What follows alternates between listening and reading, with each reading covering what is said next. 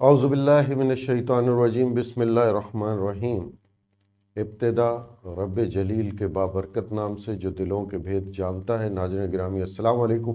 میں ہوں ارشد قریشی اور آج پروگرام میں ہم 3 موضوع لے کر حاضر ہیں اور اس پر بہت مختصر گفتگو کریں گے اور کوشش کریں گے کہ اس مختصر گفتگو میں آپ کو یہ تجزیہ سمجھ آ جائے۔ پہلا موضوع ہوگا کہ 2 صوبائی اسمبلیاں توڑنے کا عمران خان صاحب کا اعلان اور پھر اس میں اب تک تعطل، اجلاس جاری، روز اجلاس ہونا لیکن اسمبلیوں کا تحلیل نہیں ہونا، اس کی کیا وجوہات ہو سکتی ہیں۔ دوسرا، ہم ایم کیو ایم پاکستان کے بلدیاتی الیکشن کی تیاریوں کے حوالے سے اور آپس کے اختلافات کے حوالے سے بات کریں گے۔ اور تیسرا، ہم جو لوگ اکثر مغربی ممالک کا تذکرہ کر دیتے ہیں، مثال دے دیتے ہیں اپنے ملک میں، اور وہ ان سے کیا مماثلت ہے، کیا فرق ہے سیاسی حکومتوں کا، اس حوالے سے گفتگو کریں گے۔ تو پہلے موضوع کی طرف آتے ہیں۔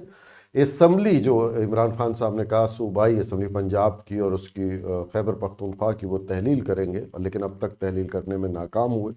کیونکہ اس کی سب سے بڑی وجہ یہ ہے کہ اگر اسمبلی تحلیل ہوتی ہیں اور اگر عدم اعتماد کی تحریک آ جاتی ہے کسی بھی صورت میں، اگر دونوں صوبوں سے، دونوں جگہ سے پاکستان تحریک انصاف کی حکومت کا خاتمہ ہو جاتا ہے، تو ظاہر ہے پولیس قاف لیگ کی جو حکومت ہے پاکستان تحریک انصاف کی شراکت داری کے ساتھ پنجاب میں، اس کے جو زیر اثر پولیس ہے وہ ختم ہو جائے گی، اور بہت ممکن ہے کہ پنجاب حکومت جو نئی ہو یا گورنر راج اگر لگ جاتا ہے تو عمران خان صاحب کی گرفتاری کے لیے پنجاب پولیس زمان پارک پہنچ جائے۔ اگر عمران خان صاحب خیبر پختونخوا جاتے ہیں تو پھر وہاں بھی ان کو پولیس تحفظ نہیں دے سکے گی۔ یہ 2 صورتحال بڑی گھمبیر ہے، جس وجہ سے جہاں تک اندازہ ہو رہا ہے اس وجہ سے اسمبلیوں کو تحلیل نہیں کیا جا رہا ہے، کیونکہ پاکستان تحریک انصاف بشمول عمران خان صاحب کے گرفتاری ممکنہ گرفتاریاں ہو سکتی ہیں، اور اس میں پھر کوئی رکاوٹ بھی بظاہر نظر نہیں آتی اگر حکومتیں تبدیل ہو جاتی۔ دوسری بات، ایم کیو ایم پاکستان کی بلدیاتی الیکشن کی تیاری کے حوالے سے، اور پھر اس طرح کی چہمہ گوئیاں کہ نئے عام انتخابات سے پہلے بلدیاتی الیکشن ممکن نہیں ہے، حالانکہ یہ الیکشن کمیشن بھی اعلان کر چکا ہے، کورٹ کے ذریعے بھی کہا گیا ہے کہ الیکشن کی تاریخ کا اعلان کریں، لیکن پھر بھی سیاسی جماعتوں کو یہ پختہ یقین ہے کہ عام انتخابات سے پہلے بلدیاتی الیکشن ہونا ممکن نہیں ہے۔ اس کے باوجود ایم کیو ایم پاکستان اپنے جو ساتھی، جو ان کے کارکنان جو ناراض سے کافی عرصے سے سنا ہے، ان کی فہرستیں ترتیب دے رہی ہے، ان سے رابطہ کرنے کی کوشش کی جا رہی ہے، لیکن کئی علاقوں میں انہیں شدید مزاحمت کا سامنا بھی ہے، اور لوگوں کی ان کی جانب رغبت نہیں ہے۔ ایم کیو ایم کے ایک اہم رہنما عامر خان صاحب گزشتہ کئی ہفتوں سے دبئی میں اپنے اہل خانہ کے ساتھ مقیم ہیں۔ ان کی غیر موجودگی میں جنرل ورکر اجلاس ہوا، وہ شامل نہیں تھے۔ دوسرے بھی کئی اہم رہنما اس میں جنرل ورکر اجلاس میں شامل نہیں تھے، اور کچھ اس طرح کی بھی خبریں ہیں کہ خالد مقبول صدیقی صاحب اور خواجہ اظہار الحق صاحب کے درمیان بھی کچھ باتوں پر اختلافات ہیں۔ دوسری، حکومت میں شامل ہونے پہ بھی ایم کیو ایم پاکستان 2 دھڑوں میں تقسیم ہے کہ حکومت سندھ میں شامل ہوا جائے اور میئرشپ لی جائے، دو زون کی جو ہے وہ چیئرمین شپ لی جائے، جبکہ ایک دھڑے کا ہے کہ نہیں، ہمیں الیکشن میں جانا چاہیے، کوئی خیرات بھی کس طرح کی نہیں لینی چاہیے، اور سندھ اسمبلی کا حصہ بھی نہیں بننا چاہیے، سندھ حکومت کا حصہ بھی نہیں بننا چاہیے۔ لیکن ایم کیو ایم پاکستان کے سب سے بڑے اختلافات عوام سے ان کے اس وقت شروع ہو گئے تھے جب بانی ایم کیو ایم کے خلاف جو امین الحق صاحب نے لندن میں پراپرٹی کا کیس کیا، وہاں فاروق ستار صاحب نے بانی کے اپنے ایم کیو ایم کے بانی کے خلاف گواہی دی، وہاں پر کارکنان اور MQM پاکستان کے قیادت میں مزید خلیج پیدا ہوا، اور اسی دن یا اس کے دوسرے دن لانڈی کورنگی میں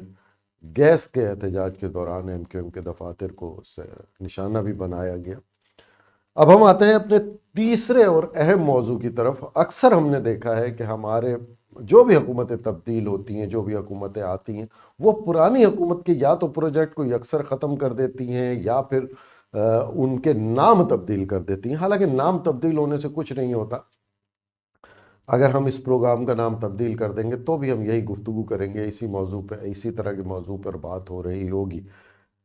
لیکن ہم مثال دیتے ہیں مغربی ممالک کی کہ عورت کی حکمرانی، عورت کے حقوق یا پھر اور انسانی حقوق کے، لیکن اگر وہاں رہ کے دیکھا جائے تو اس کی کئی سنگین خلاف ورزیاں وہاں بھی نظر آتی ہیں۔ امریکہ میں ایک پولیس نے سیاہ فام کو کس طرح ایک گھٹنے کے نیچے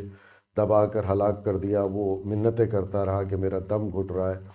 اسی طرح وہاں کی لوٹ مار، بہت سی چیزیں ایسی ہیں جو ہم یہ نہیں کہہ سکتے کہ وہ بالکل کوئی فرشتہ سے ممالک ہے۔ ہاں، عورت کی حکمرانی کی بات آئی، جیسے محترمہ بے نظیر صاحبہ کہ جب الیکشن قریب تھا تو ان کے خلاف ایک مہم چلائی گئی، پھر یہ اسلام کارڈ استعمال کیا گیا کہ عورت کی حکمرانی اس ملک کے لیے بہتر نہیں ہے، اور پھر اس پر امریکہ نے بڑا وہ کیا کہ نہیں، یہ خلاف ورزی ہے، اور بڑے ہاں صاحب بہادر بن کے سامنے آئے۔ لیکن پھر ہم نے خود دیکھا کہ جب ٹرمپ اور ہیلری کلنٹن مد مقابل تھیں ایک دوسرے کے، تو جو الیکشن ہوا وہ وہاں ہیلری کلنٹن بھی، ایک عورت وہاں ہضم نہیں ہوئی، اور مشینوں میں کوئی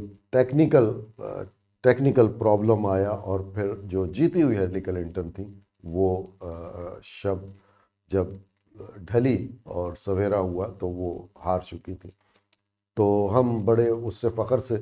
مماثل کر دیتے ہیں، لیکن کئی برائیاں جو ہمارے معاشرے میں وہ وہاں پر بھی ہیں۔ جو اہم بات ہے وہ میں یہ کرنے جا رہا ہوں کہ کوئی بھی حکومت آئے، اگر وہ کوئی بھی اچھا کام عوام کی فلاح کے لیے کرتی ہے اور اس کو جاری رکھنا ضروری ہے تو اس کو اسی نام سے جاری رکھا جائے، تاکہ آنے والی جو نسل ہے اس کو پتہ لگ سکے کہ یہ پروجیکٹ کس کا تھا، کس کی حکومت میں بنا، کیسے کامیاب ہوا۔ اب ایک چھوٹی سی مثال کہ ذوالفقار علی بھٹو کے دور میں ایک بہت اچھا ہوا نیشنل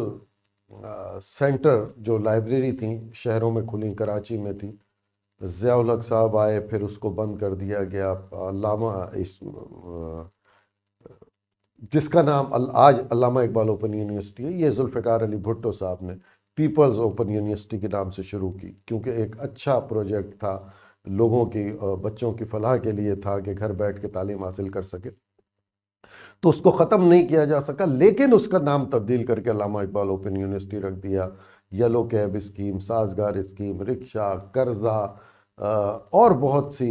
اسکیمیں جو عوام کی فلاح کے لیے لائی گئی، ان کو بعد میں آنے والی حکومتوں نے محض اس لیے ان کا تبدیل کر دیا کہ اس سے اس